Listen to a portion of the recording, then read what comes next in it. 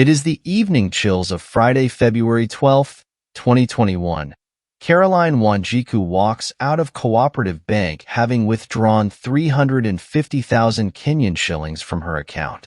As a businesswoman, she is about to do the famous use for money that is to make more money move, whereby she was going to meet a friend, Edwin, who would help boost her shares at the bank Sacco in order to secure a bigger loan to solve her monetary problems that troubled her. Little did she know that an untimely, unfortunate demise would follow her. Join us as we uncover the sad story of Carolyn Wanjiku, business lady murdered by her friends over a 20 million Kenyan shillings tender.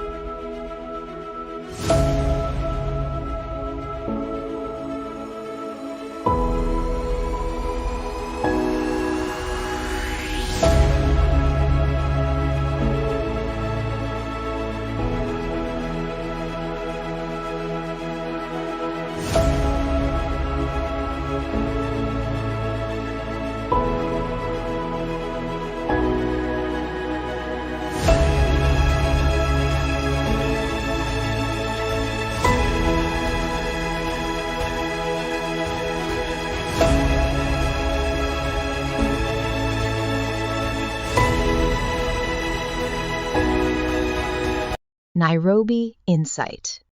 Before we dive into the story, make sure to like and subscribe for other limitless, interesting content like this. Edwin had proven himself to be a friend who Caroline could trust. Carolyn Wanjiku was a 38-year-old business lady from Embu. According to her Facebook page, she was a full-time mom to her two handsome boys who were the center of her world as single mom. She also had a full-time job which she had earned after quitting her 6-year-long loans officer job at Cooperative Bank in Embu and venturing into the business world of real estate under her own company Dunmore Realtors. Here she sold land and property to contacts she had made while working at the bank, something that she was successful at because of her excellent marketing skills and business experience that made her a favorite amongst real estate clients. Moreover, her wit and great interpersonal skills enabled her to maintain valuable relationship with clients.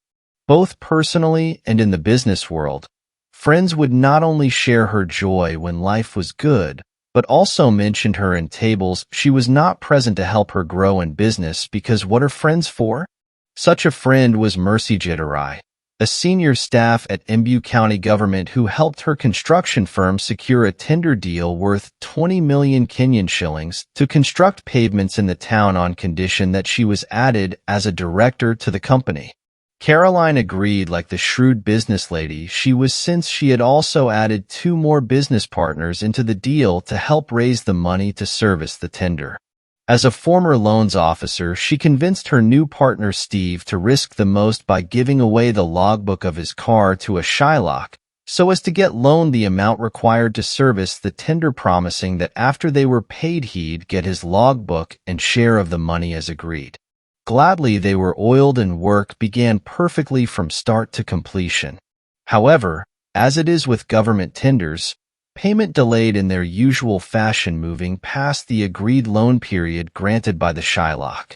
This left the loan shark with no option but to threaten repossession of Steve's car, something that angered him, but Caro momentarily calmed down the situation by making her own payments as she waited for the big check from the county.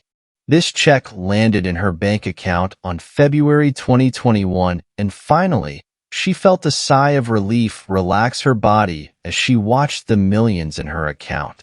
Millions that invited the devil into her mind during that relaxing moment and misadvising her into going against the agreed split percentages with her partners.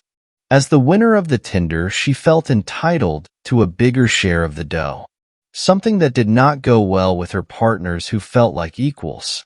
They felt shortchanged and tried to change her mind, but Carol had already decided it's either her way or her way only, buying herself a new car despite the bad blood, and crushing their business relationship into a pit of conflict whereby she constantly received threatening text messages from them warning her that she'd face the music, something that bothered her into looking for alternatives. of multiplying the money in order to be able to pay her disgruntled partners who were baying for her blood. This led her into the cunning arms of Edwin Odieno, who as a tenderpreneur had promised to help double her shares at Cooperative Bank Sacco, only to be quickly bundled her into a waiting black Cayenne 300D Toyota Crown by Edwin, who then handcuffed her as she sat sandwiched between him and Samuel, a partner in crime.